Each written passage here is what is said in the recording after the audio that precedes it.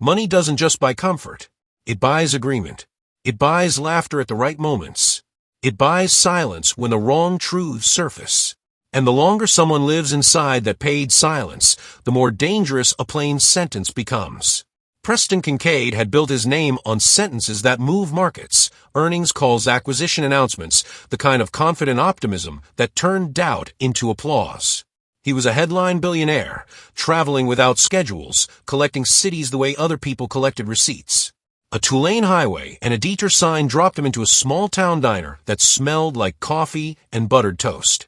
Vinyl booths. A bell above the door. The kind of place that didn't know his face and didn't care. He slid into a corner seat, sunglasses still on, and watched the room the way he watched balance sheets, looking for softness. At the counter, a waitress refilled a man's cup while he stared at a torn envelope of bills. His hands shook when he tried to fold it back. He said something about rent. Something about the truck needing repairs. The words came out like apologies. The waitress didn't soothe him. She didn't pity him. She just spoke with the calm of someone who had done math in the dark. Pay the roof first, she said. Then the work. Then the interest. Anything else is noise. Don't let panic pick your order. The man blinked as if nobody had ever arranged his chaos into a sequence before. He nodded slowly, like the air had finally become breathable. Preston's mouth curved. Practical. Cute. When she turned, he leaned back and raised his voice just enough to be heard. All right, he said, smooth as polished stone. Give me financial advice. I've got, let's say, a little money problem. A few heads tilted. A couple of men smirked. The joke had landed exactly where he wanted it, on her. She set the pot down gently, wiped her hands once on her apron, and looked at him without flinching. Stop trying to multiply money you don't need, she said, and start protecting what you can't replace. The diner quieted. Not dramatically, just attentively, because the line didn't sound like a waitress improvising. It sounded like a verdict. Preston took off his sunglasses. Protect, he repeated, tasting the word. From what? From leverage you can't unwind, she said, already moving, already working, and from risk you've convinced yourself is sophistication. That stung. Not because it was insulting, because it was specific. He stood and followed her to the service station by the coffee machine, as if proximity could turn her sentence into something he controlled. You talk like someone who's seen real portfolios, he said. Where'd you learn that? She kept her hands busy, cups, napkins, motions practiced to the second. State University, she said. Economics. I left. For what? My mother's dialysis, she answered flat. My sister's tuition. The kind of obligations that don't accept potential as payment. Preston's jaw tightened, the first honest expression he'd worn all day. He tried again, a sharper challenge. What leverage am I not unwinding? She finally turned fully toward him. Her eyes were tired, but not uncertain. You're buying Meridian freight, she said. His face stayed composed, but the air around him changed. Meridian freight was the deal of the quarter. Quietly negotiated. Not public yet. That's confidential, he said. She didn't react to the threat beneath his tone. Confidential doesn't mean invisible. Your firm filed the Bond Roadshow deck through a syndicate portal that mirrors metadata. Someone in town works at the print shop that did the packets. People notice logos when they're paid by the hour to stare at them. Preston didn't speak. She continued, precise, restrained. Your model assumes refinancing at rates that don't exist anymore. Meridian's debt isn't just cheap carry. It's a wall in 18 months. And their fuel hedges roll off right before their union contract resets. If diesel spikes while payroll jumps, your covenant cushion turns into a trap. He heard the words the way he heard a siren from far away, first as a sound, then as consequence. My team stress-tested, he started. They stress-tested history, she cut in. Not the part where the world changes in a quarter. Silence stretched between them. It wasn't hostile. It was surgical. Preston went back to his table, but he didn't eat. He stared at the laminated menu like it was a spreadsheet that had just betrayed him. That night, in a hotel room built for people like him, he called his chief analyst and asked for the underlying assumptions. No summaries, no slides, no comfort. Raw inputs, hedging schedules, debt maturities, covenant language. At 2:13 a.m., the number started to say what the waitress had said in 10 seconds. At 2:41 a.m., he saw it, a refinancing cliff hidden behind optimistic averages and polite phrasing. At 3:05 a.m., he ordered the deal paused. By morning, his board was furious. His advisors were confused. The bankers were offended. Preston let them talk until their certainty ran out. Then he read the schedule aloud. Dates, rates, triggers. No drama, just arithmetic. The room went still, the same way the diner had. 2 weeks later, a competitor announced a similar freight acquisition and watched its stock crater on a credit downgrade. Newspapers called it an unforeseeable shift. Preston stared at the headline and felt a rare, unsettling gratitude toward a place with vinyl booths. He drove back to the diner without entourage, without sunglasses, without the armor of being recognized. The bell above the door rang. The waitress looked up and paused, measuring his face. He walked to the counter and set an envelope down, careful and square. I was wrong, he said. Not about the joke. About the assumption behind it. Her expression didn't soften. It steadied. He slid the envelope closer. Inside was a contract, simple and clean. It's funding, he said. Your own firm. Your name on the door. You don't answer to anyone who confuses confidence with intelligence. She didn't reach for it right away. She looked at him the way she'd looked at him the first time, like a person, not a category. You're not doing this to feel better, she said. Not a question. A test. Preston exhaled. I'm doing it because your sentence was expensive, he said quietly. And you gave it away in a diner. She picked up the envelope, finally. Not like a prize. Like a responsibility. Outside, the highway kept pulling people forward, toward the next illusion, the next status symbol, the next room where truth was negotiated. Inside, power had shifted without a raised voice. Because wisdom doesn't announce itself with a title. It just speaks once, plain, accurate, and waits for the world to catch up. Power is a strange currency. It can buy a private jet, a front-page apology, a room full of yes men, yet it can't purchase one honest sentence from someone who doesn't need you. Damian Cross understood optics the way traders understand volume. He was a billionaire who live-streamed relatable moments the same way he closed deals, with a smile calibrated for maximum return. A camera rig sat on his dashboard, chat scrolling like a stock ticker. He was on a staged road trip, gas stations, small towns, diner food, proof he was still one of us. His assistant had mapped every stop. The algorithm loved authenticity. The diner was exactly what the internet imagined. Neon sign, clinking plates, a bell above the door.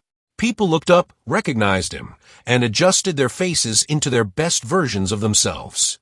Damian walked in like he owned the air, phone held high, grinning at his own reflection. All right, he announced to the stream, voice warm and performative, we're supporting local. Tip your servers. Be kind. You know the drill. At the counter stood a waitress with tired eyes and efficient hands. She moved with the economy of someone who had learned not to waste effort. Her name tag read Lena. Damian slid onto a stool and angled the camera to include her. He loved the contrast, billionaire and waitress, diamond watch and apron. The chat exploded with emojis and predictions. He ordered coffee, then leaned in with a playful smirk that invited everyone to laugh with him, at her. Lena, he said, I'm thinking about investing my next billion. What should I do? A couple of customers chuckled. Someone behind him whispered his net worth, like a prayer. Lena didn't laugh. She didn't posture. She poured his coffee and looked him straight in the face, as if the camera didn't exist. Invest in something, she said, that will still matter when you're gone. It landed like a glass set down too hard. The diner went quiet. The chat didn't. Messages flooded the screen. Caps, question marks, sudden reverence. Damian's grin froze, not because he'd been insulted, but because she'd refused the game. He tried to reclaim control. That's poetic, he said, a light tone covering a sharp edge. I meant a real investment. That was real, Lena replied. You're asking about money.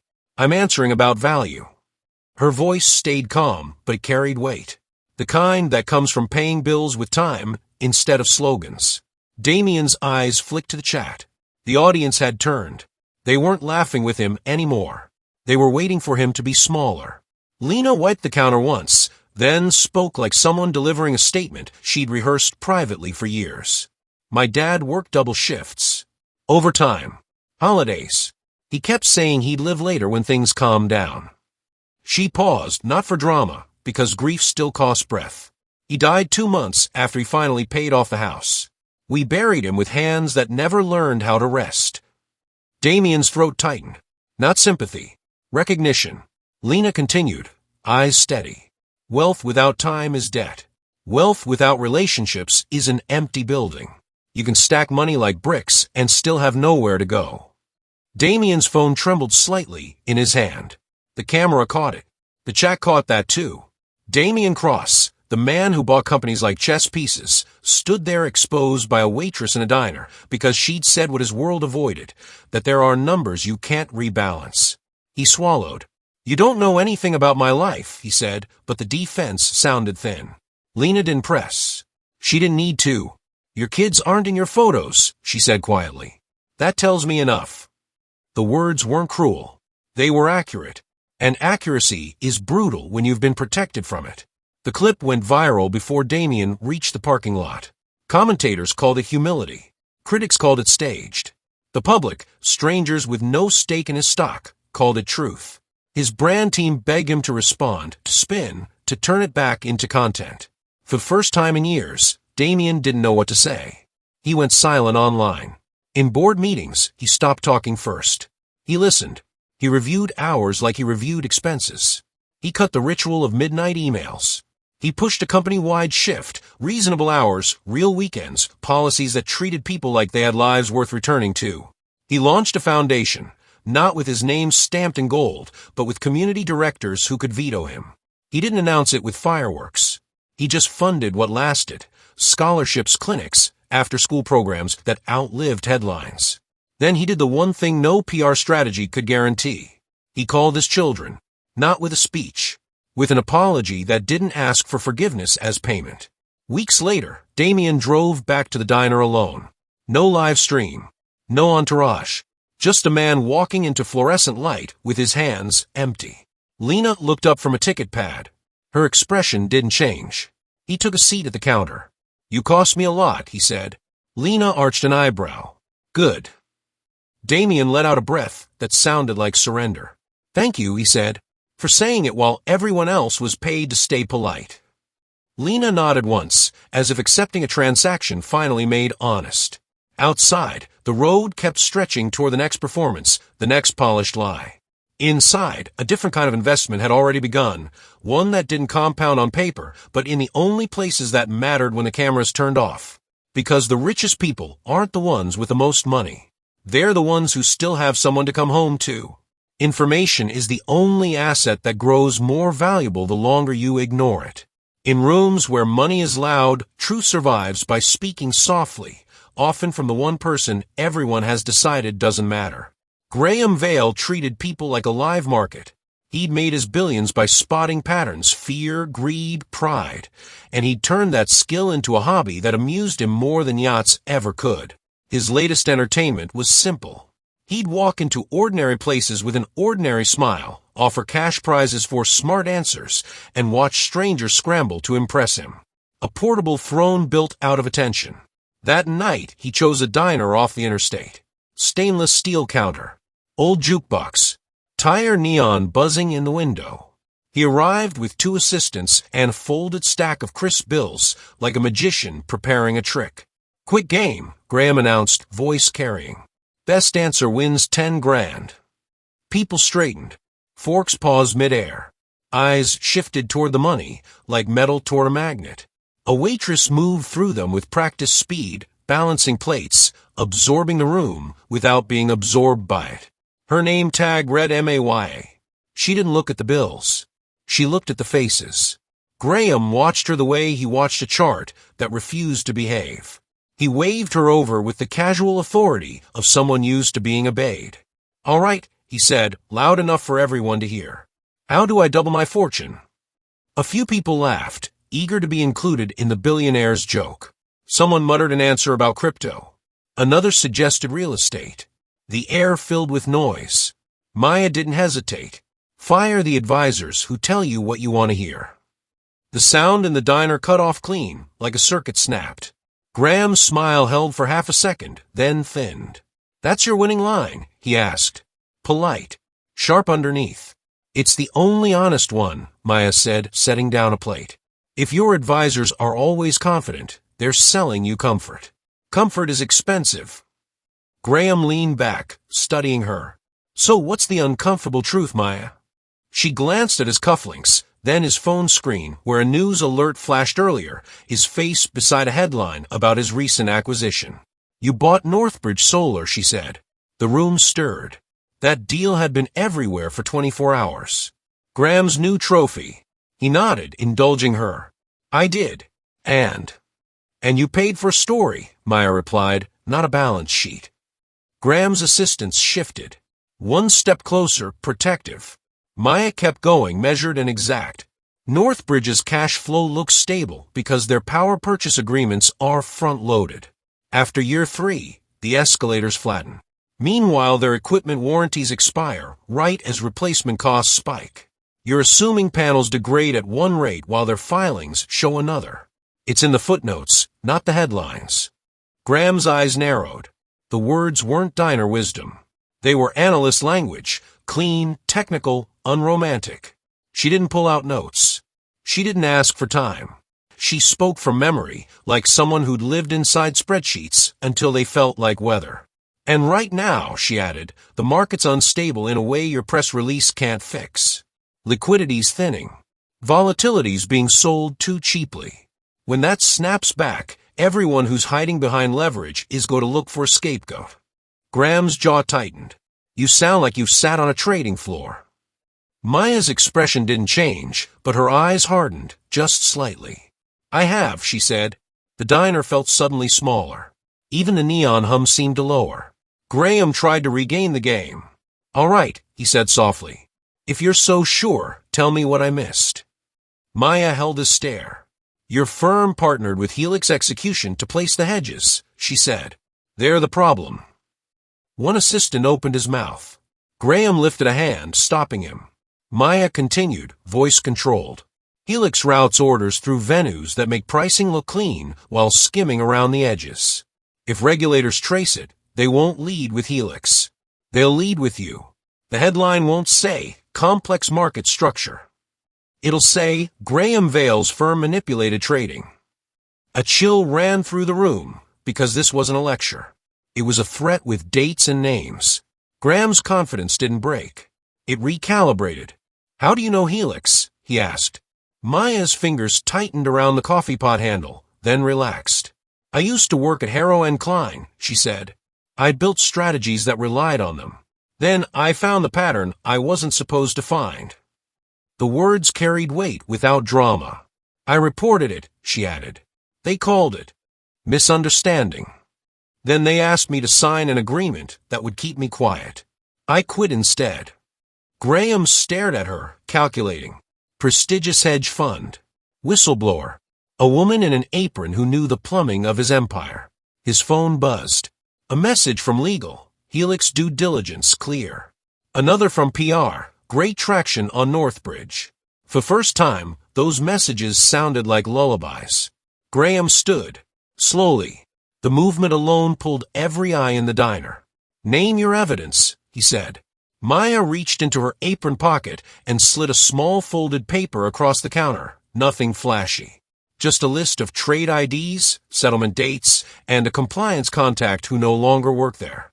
"Start with those," she said. "If I'm wrong, you lose nothing but pride. If I'm right, you lose everything you can't buy back." Graham's assistants wanted to end it right there. To drag him back into the safety of tinted windows and controlled narratives. But Graham had built his life on one rule: ignore the obvious, and you deserve what happens next. He took the paper, looked at it, then looked at her. He didn't smile. "Come with me," he said. Maya didn't move. "I'm not asking for a job," she replied. "I'm not offering one," Graham said, voice low. "I'm offering a chance to stop a scandal before it becomes a funeral." The next hours moved fast. Calls, verifications, sudden quiet from people who were usually loud. Graham's compliance team traced the trade IDs. Patterns emerged. routing anomalies. Tiny advantages stacked into something criminal-looking under a regulator's light. By dawn, Graham had severed the partnership with Helix and froze the Northbridge hedging program. He made the calls nobody likes to make, publicly, cleanly, before anyone forced his hand. A scandal that could have swallowed his firm collapsed into a controlled rupture. Painful. Survivable. 2 days later, Graham returned to the diner alone. Maya was wiping down the same counter, the world pretending nothing had happened. He set a contract in front of her. Chief Strategy Officer, he said. Full authority. Maya didn't touch it. Authority is rented, she said. Equity is owned. Graham's eyes flicked up, surprised, then impressed, then wary. I don't work to decorate someone else's empire, Maya continued. If you want my mind in your building, my name goes on the deed. The diner was quiet again. Not from spectacle, from respect. Graham leaned in, voice almost amused. You negotiate like a shark. Maya met his gaze. You underestimated me like an amateur. He sat back and for the first time that night, laughed, not at her but at himself. He signed, because underestimation is the cleanest mistake in the world. It feels like confidence right up until the moment it costs you everything.